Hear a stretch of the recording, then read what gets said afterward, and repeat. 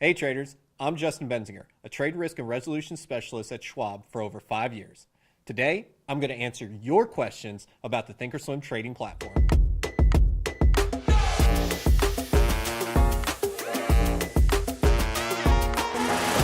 Gary79973 asks, how can I add multiple symbols on one chart to compare on one screen?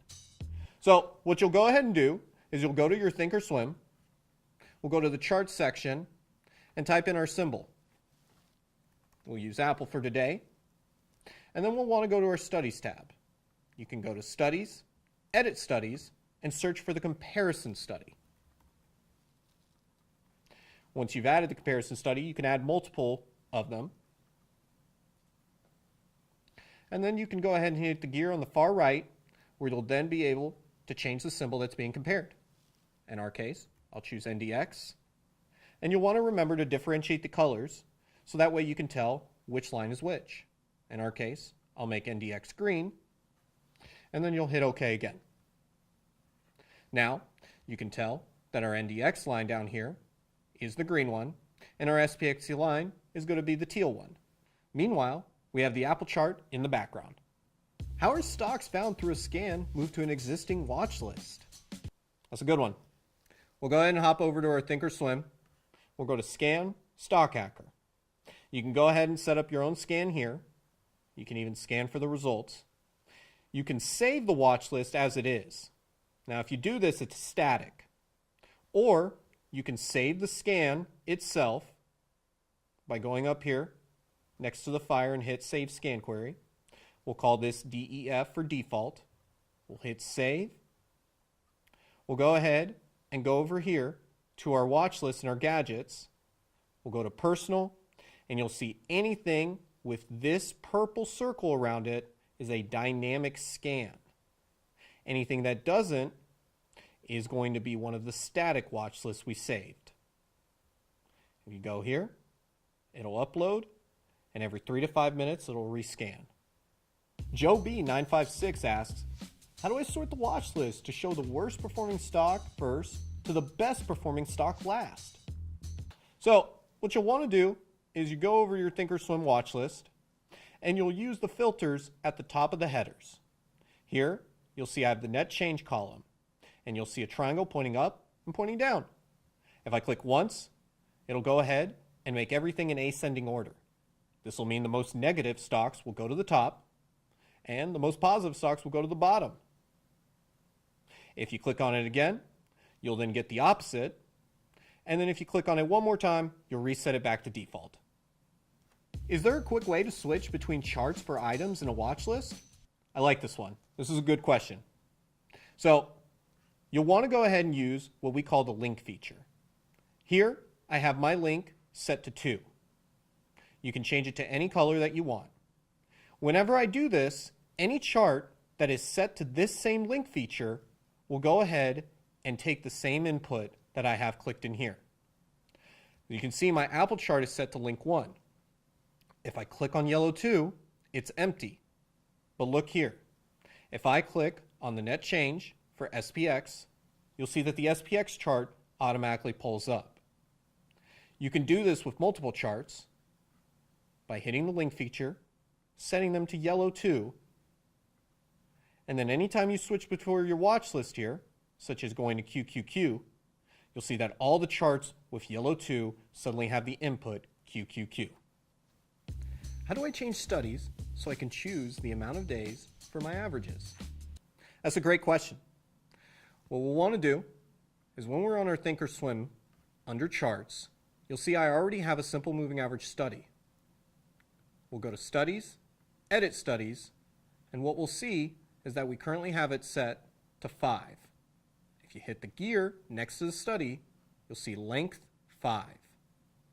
You can go ahead and either type in the number or simply increase it by the plus increment. Let me increase it here to 10, and then you'll hit OK. You'll see that the 10 took effect, and then we'll hit OK again, and now we'll see that our simple moving average across this chart is based on 10 days instead of 5. I have a lot of studies and can't see the data at the top easily. How do I make this easier? If we go over here to thinkorswim you'll see I have a lot of studies, and I can't see much at the top for my data points. What we can do is we can go to the gear, and then we can go to data box and change it either to floating or fixed. Floating, we'll go ahead and set it up to wherever my cursor is, the data box follows. If we go ahead and change it to fixed, you'll see the data box is now in a separate window, and I can place it anywhere on my screen.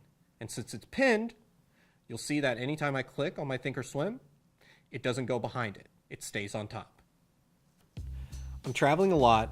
I need to make sure my chart time frame is set to Eastern at all times. How do I do this? On our thinkorswim chart, you'll want to go to the gear, and then you'll come down here to time zones.